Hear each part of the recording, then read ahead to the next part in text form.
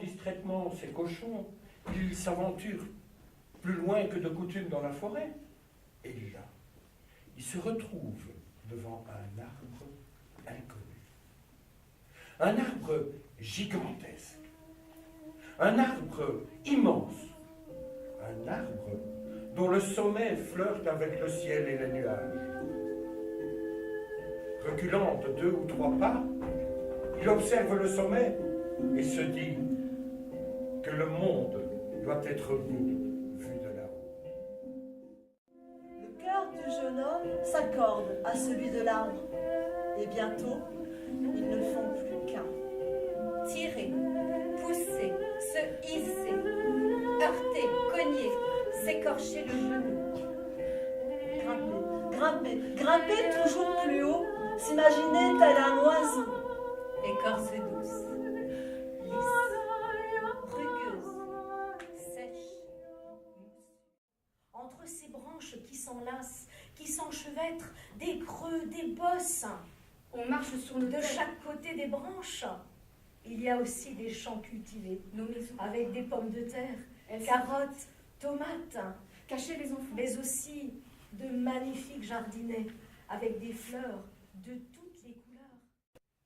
Arrivant devant le château, au balcon, une porte-fenêtre s'ouvre et apparaît une très jolie jeune fille.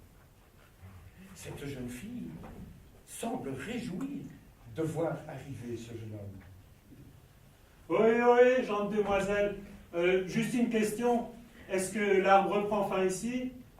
Et la demoiselle lui répond que non.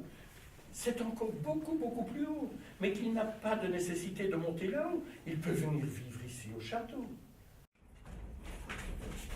Salut la fille. Allez, comment ça va? Je me suis posée sur ma branche préférée, tu sais, là. Et ben ça y est, il s'installe. Waouh, la chance! Peinard, il se repose, il fait rien, il mange, il boit, tout va bien. Oh, je te dis pas, ils étaient sur les terrasses du château, à contempler les mêmes roses, à boire à la même source. Oh, puis elle fait de la musique maintenant, tu sais, elle chante pour lui des ritournelles. Et puis lui... Tout est pour le mieux. Sauf que, à part la princesse, il ne voit jamais personne. Et de plus, elle lui a interdit de rentrer dans la chambre extrême nord du château. Et son sang se glace quand il se rend compte que ces 3 points sont 3 clous qui fixent un corbeau au mur.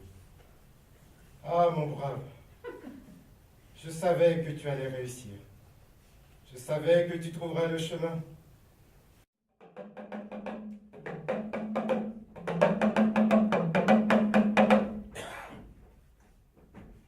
Je suis Corbeau.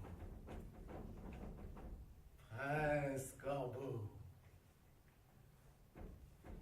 Qu'ai-je fait de si mal pour me retrouver enfermé de si longues années dans cet arbre?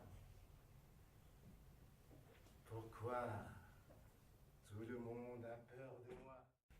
Quitter la clairière, partir dans la forêt, passer sous les branches, entre les buissons, courir, vite, loin, s'écorcher les pieds, tomber, se relever, repartir, avancer, encore. Un écureuil, 2 moucherons, 3 champignons, 4 mésanges, une fente, du lichen, une goutte d'eau. L'arbre respire.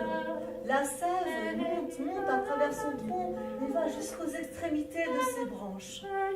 Des plaques de mousse, un jet de lierre, une coulée de résine odorante, un nid, 3 œufs, des fourmis en file indienne, une autre goutte d'eau.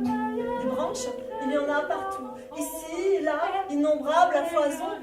Que de chemins possibles! C'en est étourdissant. Un bouquet de gui poisseux, un capricorne qui grignote, 2 rouges-gorges amoureux, un instant de